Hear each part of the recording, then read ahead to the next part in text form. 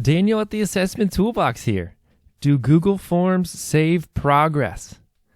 Sadly, at the time of this recording, no, they don't. I'm going to show you what does happen so that you'll see if someone tries to exit a test without having filled out everything. So here's my incomplete test.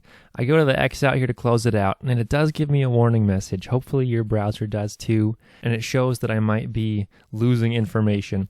But that may not be enough for students, especially young students who are responding, to realize that they're going to lose their progress if they do click Leave Page. If that's helpful for you, give it a thumbs up. The next thing I want to share is this can completely eliminate having work turned in incompletely, which you have no control over on a paper assessment. But here, if a student tries to submit it incomplete, it shows them that actually this is a required question and every single one of these questions is required. So if they submit it without something here, they've got to go back and it shows that.